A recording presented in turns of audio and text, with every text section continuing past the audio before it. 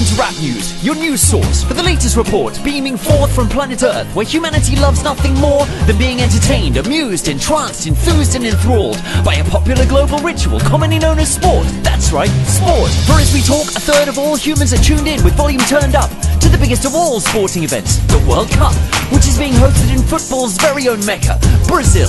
Citizens there must be delighted and thrilled, so join us as we'll cross to Rio to speak to one of the happy people. Oi galera, tudo bem? Tudo ótimo. And you? Não, tudo terrível. Everything terrible? But why? Not enjoying o jogo bonito? Football is beautiful, but there's corrupção here that's evil. Corruption? Tem certeza? When we heard about the World Cup, we said beleza. But from São Paulo and Rio to Fortaleza, the people are in need of educação, saúde, habitação, comida. But instead our taxes are used to feed the piranha FIFA. Hold it right there. They're here! You are under arrest. Ay, caralho! Stay calm, soccer fans. We have enforced and restored peace. Please continue to enjoy World Cup 2014. What's this here? We have taken control of Brazil. Bom dia. And you are? William de Berg, representing FIFA. Welcome back, Bill. So is the World Cup bringing joy all round? It is bringing us lank amounts, and that's what counts. Check our bank accounts. This is the biggest world coup of all time. 30 billion bucks, more than all 3 previous cups combined. It seems Brazilians would prefer FIFA quality homes instead. Better schools and hospitals. They're striking, calling protests. Nonsense. We're bringing them order and progress. Having mass evictions, cleaning the streets of all the homeless. Gentrification. Those favelas are on prime real estate.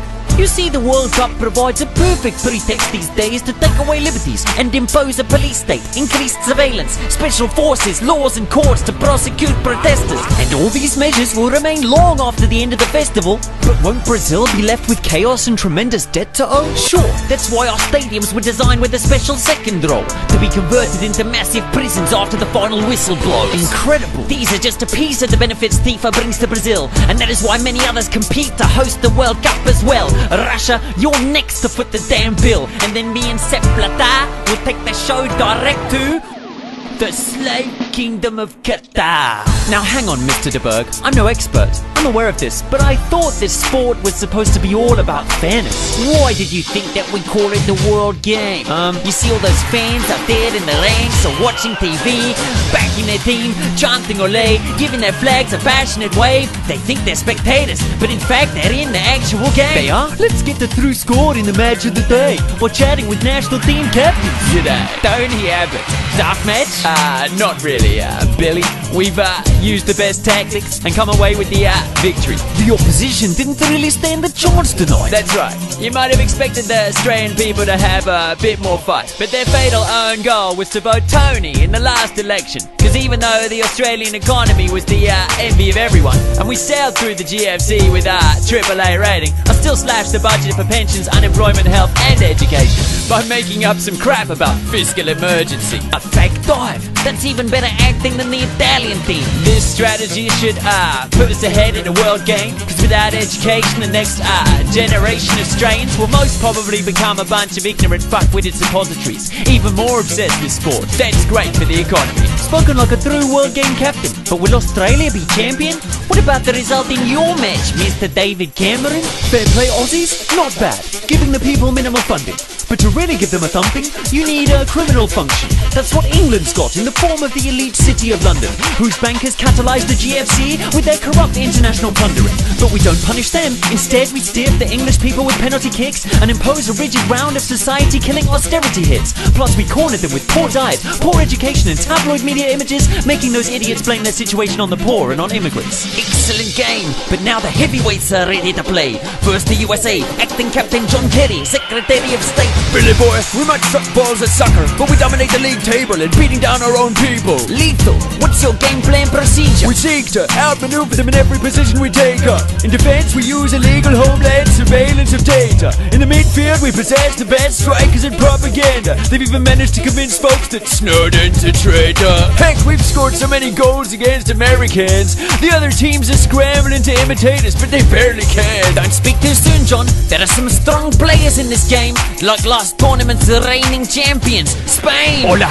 somos en números rojos, the Spanish home team. Soy Mariano Rajoy, el capitán. In 2010 we took the football trophy, but our biggest victory was to score squeeze public liquidity and to deprive el pueblo not just of money but of their dignity. Now our unemployment is the best. 2 in 3 youths feel the strain of no job or prospects of change unless they choose to emigrate. That's an even better score than Greece when they led the way. The others are not bad, but Spain's the true champions of the world game. World game? Wait till I make the world's climate change. Raise austerity, Print more money. 98%, so much passion. But which will be the winning team? Don't you see? They are all winners. That is why we sing. We'll just head back to the sky and live side by side. Show the world that you are one. Show the world we have won.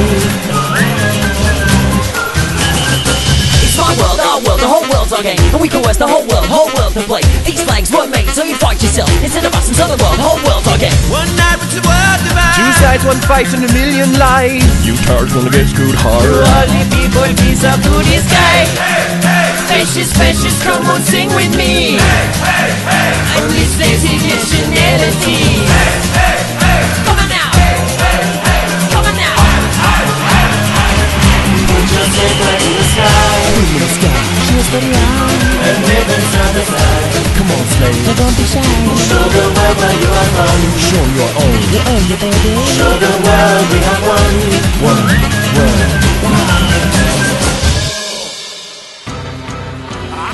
Well, viewers, our coverage of the World Coup is finishing. Boa noite, Brazil, and good luck to you, for another ordeal is imminent. Once this concludes, you'll have to go through the Olympic predicament. Rest assured, we'll be back with another report to deliver then. So, what does our love of sport say about the world we're living in? Perhaps we crave its ideals of fairness, its level playing fields, its respect for the law's limits, the fact that the rules are legitimate, and, unlike in life, clearly written and known to all participants. If we played by those principles, not just in the stadium, but day to day in our courtrooms, boardrooms, and government chambers, it would truly be a game changer on the actual world stage. Now in that sport, you could count me as an